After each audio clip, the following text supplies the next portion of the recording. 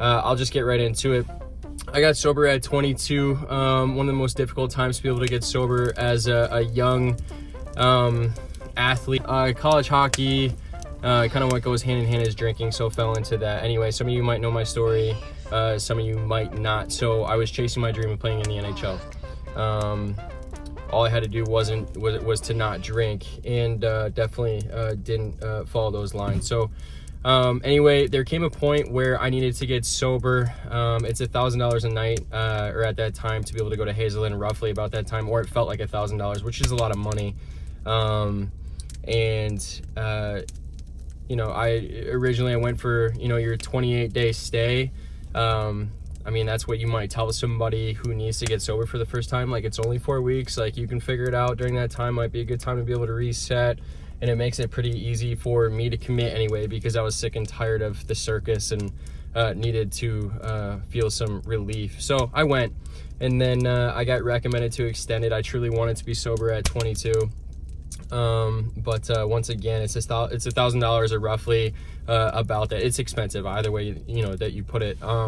But I was recommended to about 3 or 4 more months, just to, you know, give me some time, educate myself. Anyway, I was lucky enough to get a full scholarship to be able to stay. It saved my life, and did a lot of work, you know, during that time. I felt like I went to Harvard Business School for a degree in self-awareness, creating healthy boundaries, saying what I need,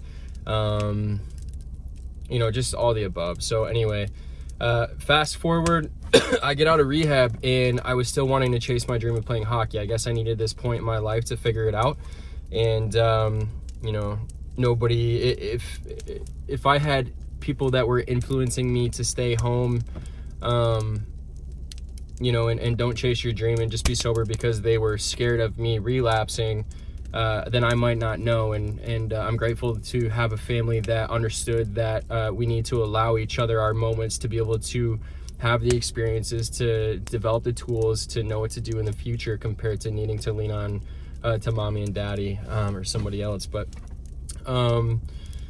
I ended up coming out, I was about 10 months sober, and I raised enough money I threw a garage sale. You know, at that point, I think my parents were done throwing money at me, you know, they always wanted to help, but I needed to figure this one out on my own. So anyway, through a garage sale, selling snowboards, DVDs, hockey sticks, just whatever, you know, I just felt like I didn't need, and raised about $2,300. This is pretty funny. Ended up going to a used car dealership that was maybe, you know, as big as the Dairy Queen parking lot at your local Dairy Queen. And, you know, we walk up there, it's kind of, it's not really ideal. And, you know, I wanted a manual. I like having fun with a little stick shift, and I found like a 91 Contour, believe it or not. And I'm like, yeah, I can make it work, stick shift, like got you know, enough room, whatever. And my dad's like looking at me, and he's like, "Are you sure you want this?" And I'm like, "Yeah." I looking around, looking at all the other cars, didn't see any of the other ones that, you know, I might want. And like, this car had actually been through a fire and had been through a flood. But whatever, I was willing to take the risk. Anyway, raised about $2,300, paid for it, and then go down to Huntsville, Alabama to play some semi-pro hockey. It's preseason. I wanted to chase my dream. And you know, during that time I was trying to utilize all the tools that I have learned through such an intense you know, time in my life with getting sober. And every single day I was terrified, because when you go to a new, you know, kind of city hockey team, meeting new fellows, you know, you want to gel, you want to feel a part of, you don't want to feel like an alien, you don't want to be kind of looked down upon because you don't drink or don't fit in. And there's a lot of pressure associated with that, and there's triggers left and right, you know, especially somebody that's newly sober in their first year. You know, one of the first events, we ended up going out, and luckily I had somebody close to me that made sure that I always had a monster in my hand. You know, that, you know, I don't know, there's probably a lot of, you know, other individuals that it just helps to be able to have something in your hand. when you're newly sober. So if that's like an Arnie Palmer without any liquor in it, or you know, if you got like some sort of kombucha drink or whatever. So I had a Monster. My thing is like energy drinks, and at the time, and you know, the guys are drinking, you're smelling it, you're seeing people laugh. You know, there's just a lot of triggers that really start the red flags in my head, especially after what I learned. And it's just really an uncomfortable situation, and I'm like, you know, holding on as tight as I can to be able to get through those moments, because I don't trust myself. It's terrifying. So for those that aren't really educated about the disease of addiction, it's real. But I'll go into more of that, you know, with more videos down the road. But anyway, so every single day, or like one day at a meeting, I had heard that a guy was like, it's really easy to be spiritual on top of a mountain. And I was all alone. I was down south, 16 hours away from home. So I was willing to do whatever it took to be able to, you know, I wanted my life to be sober and to chase my dream of playing hockey. So every single day, you know, it's preseason, guys are trying to make the team, there's cuts, there's a lot of workouts going on, the weather was still nice. There's a mountain by our apartment complex, and I would bike up that mountain every single day, trying to practice what I had learned and trying to develop a relationship with my higher power at the time. I don't have an issue with calling my higher power God. You know, for some of those that don't like the faith conversation, sure, it can rub some salt in some old wounds, but you know, take what I say with a grain of salt, apply it if you like it. If not, that's fine too. But for me, I was taught that you can develop a relationship with a higher power. A higher power can be anything you want it to be, as long as it's not yourself. Like, so I'm not God, and I needed to figure out, I was okay with that because my way wasn't working. I had to figure out a way to be able to get sober. I had to figure out a way to be able to chase my dream because my way wasn't working. So I needed to develop a higher power that I could, you know, pray to, and trust that, you know, my higher power is going to have love no matter what I had been through or done or been a part of, and was going to have my back through, you know, difficult times of constantly being triggered with, you know, drinking, or, you know, guys smoking weed, doing coke. You know, when you're playing semi-pro, every little necessity is being paid for, you know, from your apartment complex, like everything, your equipment. So you have this money to blow, and what do guys do that are playing hockey? Like, you go out, you party, whatever. So it was rough, it was tough, and every single day I would bike to the top of this mountain, try to make it as easy as possible, just like I had heard in a meeting, and I would pray. I'd sit at the top of this mountain. It wasn't massive, it took me probably like an hour, 15 minutes to be able to get to the top, and it had a good view over the town. And I would sit there, and I would just sit there and I'd pray, and you know, I'm overlooking the town, you got the sun right there, and just trying to make this thing as easy as possible because I overcomplicated everything. And I would just sit there and I'd pray, and I just go, you know, whoever you are up there, I don't have the perfect definition of, you know, my higher power, but I feel alone and I need your help. You know, I'm 22 at the time. I feel alone. I need your help. I don't trust myself. My dream is to play in the NHL. Just please help me. And every day I would go, something along the lines like that. And every day I would go up there, scared, you know, trying to exercise the demons within, and at the same time develop a relationship with my higher power. And I needed that time to be able to develop that. I needed some adversity to be able to develop a relationship with my higher power, because I don't get along with people that, like, I was walking to Cub Foods the other day and I was wearing a Spiritual Gangster shirt. It's like a yoga brand or whatever, and some lady rolled down her window, and she was like, there's only one, you know. And it's like, I don't like it when people tell me what to do as it is, and I don't need somebody, you know, throwing fear in my face or making me believe. Like, that's not a real relationship. You know, if I'm with you because I'm scared of you, that's called bullying, berating. And you know, for some it might work, maybe it does, maybe it's a really good relationship as long as you're happy, makes you a better human being, fine, I'm fine with that too. But for me, I needed to go through an experience to come to believe. And when I go through something like that, that is real. And I wanted a real relationship with my higher power. I didn't want to be bullied or like, have you found Jesus? You know, like, that doesn't work for me. And we can, you know, continue to battle and go back and forth, or kind of accept that and allow the process to come to believe. Just like a relationship with a girlfriend or a boyfriend, a spouse. As I continue to go through my marriage with my wife, time and time again, she shows me who she is. We've been through a lot of stuff, from stillbirth, moving in with each other, pregnant for the second time now, worried during the coronavirus, how it's going to play out, going to the hospital, when there's a pain in her stomach, she's terrified. And every day we're there for each other, no matter what. We both have that willingness, and every day that we show up, we develop a more and bigger and firm trust in knowing that we're going to be there for each other through the tough stuff, no matter what. So I needed that within a higher power. So every day I continue. I would bike up to this top of this mountain. Again, I don't know who you are up there. I'm scared. I need your help. I don't trust myself. This is so difficult, not having somebody else that is also sober. And guys are smoking weed, drinking, doing coke every single day. Meanwhile, trying to chase my dream. We had probably about 6 to 7 family members throughout our family that have played in the NHL. And I wanted that. All my life I wanted that. So anyway, it comes down to it one night. I'm in the apartment complex by myself, and I know that there's some weed in the apartment.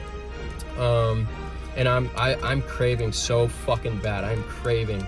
And I just wanted to get high. I was about 11 months sober at the time. The committee just going off in my head, everything that you would learn, you're about to throw it all away. And then I come back to, like, I'm 16 hours away from home, nobody's gonna know but me. And then I'm like, but I'm gonna know. And it's just like a very scary time. And I just, I don't know. So I tried, putting on my old favorite smoking songs, and tried to shut the committee up in my head. And I needed some freaking relief from all the stress and pressure and triggers and trying to figure this out, and being alone. That's just not good. So finally I found the weed. I rolled it up. I had a joint, had my favorite smoking songs on that I used to smoke to. And I had it right here, this close to my face, and I grabbed the lighter and I lit it, almost put the joint in there. And then there was a split moment, and this had never happened before. Chris would smoke anything for free. If I found coke, I would snort it. If I found beer, I would drink it. Chris by himself would never do anything like this. And I just had a split thought that came through my head, where it was real quick. And I was just like, if I smoke this train is never gonna fucking stop. And I don't know if I'm ever gonna come back. So for me, right then and there, I threw all that stuff down. I packed up all my gear, grabbed my hockey equipment, grabbed my clothes, and I had 16 hours to drive home. And I figured, if I didn't get out of there, I don't know if I would be here. I don't know if I'd have my life. I might feel so depressed from going through everything that I went through that I might drown myself with drugs and alcohol. So to this day, I truly believe that developing my relationship with my higher power, going to the top of the mountain, taking the actionables, trusting in the process, praying, saying I need help, I can't do this alone, humbling myself, it's the little things, the little whispers for me that God is talking to me, or those thoughts that are like, if this starts, it's never gonna stop. So that was one of the most pivotal points, and I knew that if I wanted my life, I would have to separate myself from my girlfriend of 23 years, which was 23 years, which was playing hockey. So super humbling. I packed up all my stuff, threw in the 91 Contour. Driving home, I start smelling something, whatever. I finally get home, my parents, I talked to my dad almost the whole way home. I had some people calling me saying, where did you go? And probably thinking that I'm absolutely insane. I was feeling insane at the time, but had to go through one of those darkest points to be able to figure out that I want my life. And to this day, I am so great. What made me happy back in the day was scoring goals, girls, being the man in front of 5,000 fans, getting into a fight, teddy bear toss night, and just dropping a guy. That used to make me happy, but doesn't make you a man. What makes you a man is sharing what's going on inside and having the courage to be vulnerable, because that's the tough stuff. It's not tough to throw a punch. It's not tough to score a goal. It's not tough to get the hottest girl. I wanted to be a tough guy, and I wanted, to be a tough guy. For me, I found another level where be vulnerable, be real, be transparent, have the courage to lead with your chest, and be available for other people that might struggle, and be a vein to where they can, have a place to communicate when they're in need. So I love that stuff now, and I wouldn't have had that opportunity if I didn't get sober, to become, you know, more of a man along that path, and to continue to grow, and I value that stuff way more. So sure, it hurts sometimes, you know, having to say goodbye to your girlfriend and playing hockey, but I don't know if I'd be here telling the story right now. But anyway, so I drive the 91 Contour all the way back. I'm gonna wrap the story up with this. I needed to figure out like a job when I got back, so I ended up working at Bonefish Grill, and it was a nice restaurant at the time, and I was hosting, and you know, I walked people to their table. I felt like, you know, the coolest guy in the world. But anyway, you know, you got cars pulling up, Land Rovers, Mercedes, whatever, people parking in the front, and I'm like, I am not parking my car in front of, you know, all these people and feeling extremely embarrassed with a 91 Contour that's rusted, been through a flood and fires. And when I was driving back from down south back to Michigan, I smelled something kind of funny that I'll always be able to identify now. It wasn't my ass, but it was, you know, I started smelling like, I don't know, the electrical, like, kind of scent or whatever. It was overheating and stuff. And I would park my 91 Contour at the Coney Joe next to Bonefish Grill, so people wouldn't see me walking from my car because I was so embarrassed.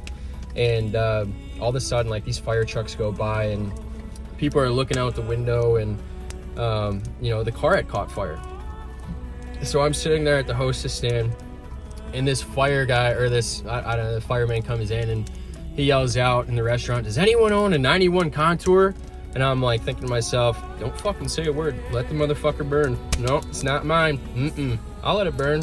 It's not mine. Nope, nobody said anything in the restaurant. I'm like, I would rather have my car burn than for somebody to find out that I drive a $2,300 91 Contour at the time, which is actually badass now.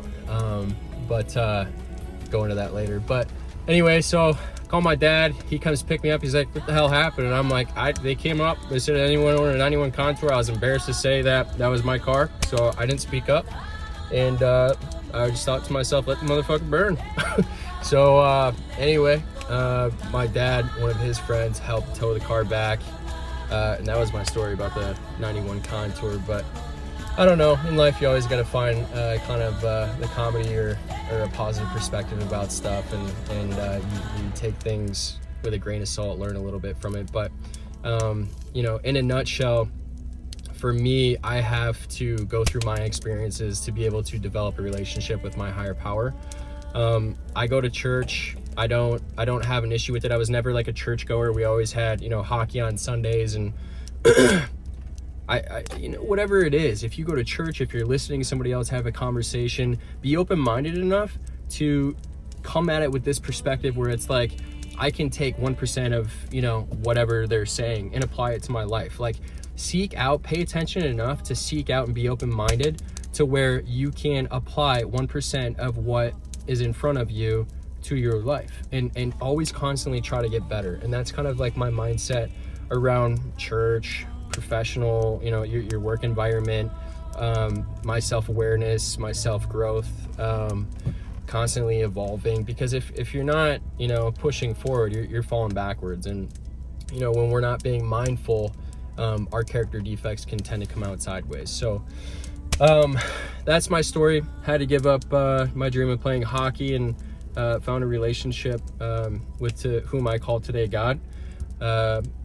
You know, and for whomever else, whatever you believe in, I don't give a shit. If it's a cell phone, like I posted about this the other day, but beneath all my posts, I write a testimonial, not just the quotes, but I write a testimonial based upon true experiences, or like my real thoughts. But if you believe in a fucking tree, if a tree is gonna keep you from, you know, being 6 feet under or going back to old habits, you know, and it makes you a better person, great. I'm totally on board with that being your higher power, totally. Because us left to our own devices, it's a matter of time before we act out on our character defects and shortcomings. And the truth is we can't do, you know, life alone. That's why there's millions of people here. And quarantine's super weird, and we're still connecting via Zoom because humans have an urge to be able to connect. But when it comes to higher power, it's always going to constantly evolve. We're never going to be at the same spot in life. So even if I read something once, 5 years down the road, when I come back to it and read it again, it's going to hit me a different way. But whatever helps you to becoming a better person, being kind to your neighbor, showing the white light, being available for somebody in need, whether that's a conversation or, getting somebody a fucking hot meal where it's just something nice to do and it makes somebody feel good and makes their day. Service work gets you outside of your own head. If you're struggling with anxiety, feeling depressed, like, get out of your fucking dirty diaper. The best medicine to be able to do that is to be able to be of service to somebody else and get out of your own head, because being in your own head can be your own prison, and sometimes the best medicine is just having a conversation with somebody else, and not necessarily the content of that conversation or the meat of that conversation. It's literally like the act of doing that. I found for me that is like literally like taking medicine. So to be the best form of myself, I do need to do some service work and continue to evolve with my higher power. And I think if you're becoming a better person by praying to a fucking tree, or if Pooh Bear is your fucking spirit animal, he likes a lot of honey, I like honey too, I don't know, you guys have commonalities and you just pray to Pooh Bear, and it makes you not act out in shitty ways, or makes you a better person, great. Pooh Bear can be your fucking higher power, be your baby Pooh Bear, whatever that looks like to you. So that's where the cookie crumbles for me. These are some of my thoughts. Hopefully this helps somebody, a bit of my story. I'll keep pumping this stuff out. There's nothing else to do. Might as well be successful during this time. I don't want to look back during this time and say I didn't take advantage of it. My mom came to me and she was like, I'm not going to take credit for this. She was like, listen, Chris, like, if God came down and she said to you, I'm going to make you stay at home, you're going to be quarantined next to your loved ones, you're going to have opportunity to create memories like you did as a child growing up in the 90s, getting your hands dirty and finding creative ways to have fun, with the ability to have those and the opportunity to have those memories, which are much more valuable to me than getting something brand new, an item, be happy about it for 2 weeks, and then what? I saw this boy. Would you be okay with that? And I would say yes. Like, thank you for this time, God. Like, this is like, I'm gonna work on my side hustle. I'm gonna keep pushing whatever my passions are. This is an awesome opportunity to gain some perspective and self-awareness around each other or yourselves, for yourself, and don't let it slip by. So that's kind of my mentality. Set some goals, create your calendar for the day, and be productive.